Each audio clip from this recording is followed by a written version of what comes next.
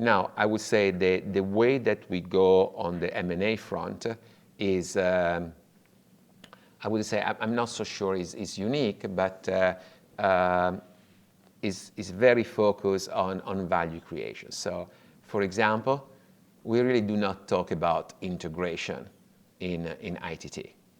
It's all about value creation and what to do to create value.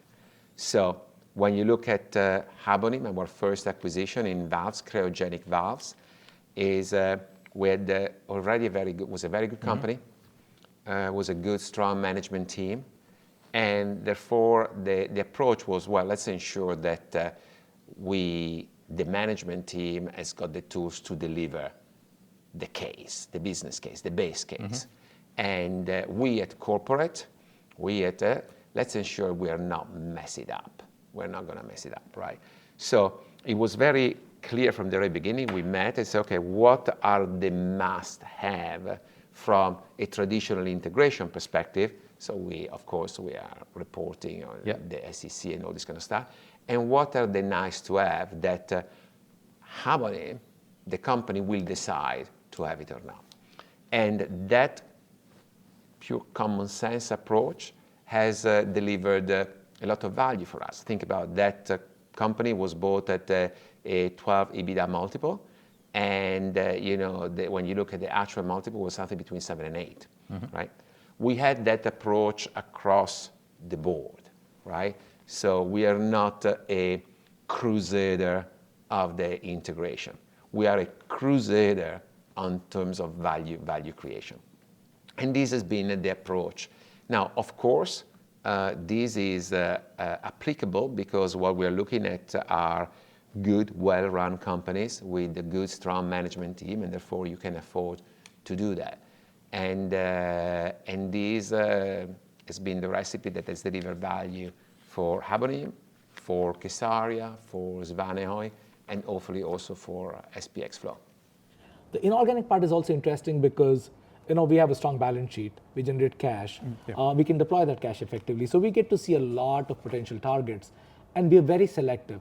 First of all, it's a very disciplined process. So don't caught up in the ego of how much you want to spend, but guys, is it worthwhile?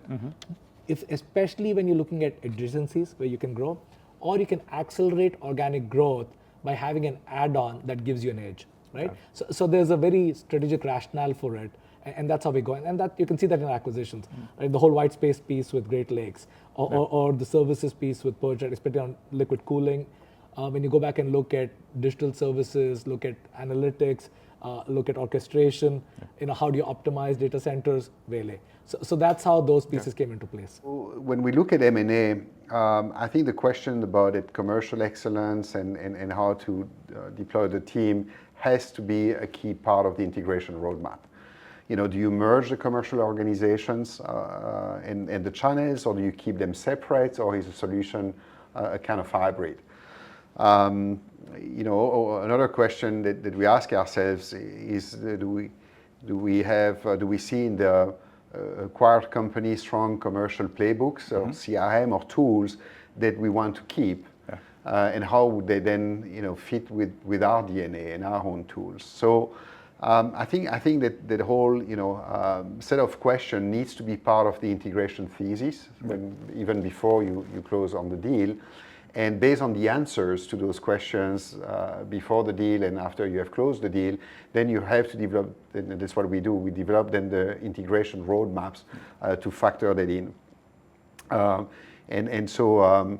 At ESAB, we did multiple acquisitions in the last 3 years. I think we did more than 5 acquisitions in different parts of the world, in different parts of our portfolio. And those questions really play a super critical part of how we integrate the company. So it really goes well beyond the traditional synergies on the cost side and the manufacturing footprint. It is about, how do we really create an accelerated top line, and what are the capabilities of the acquired company that we want to retain, that we want to protect, and how do we bring our own capabilities commercially to the company that is now part of the ESAB family.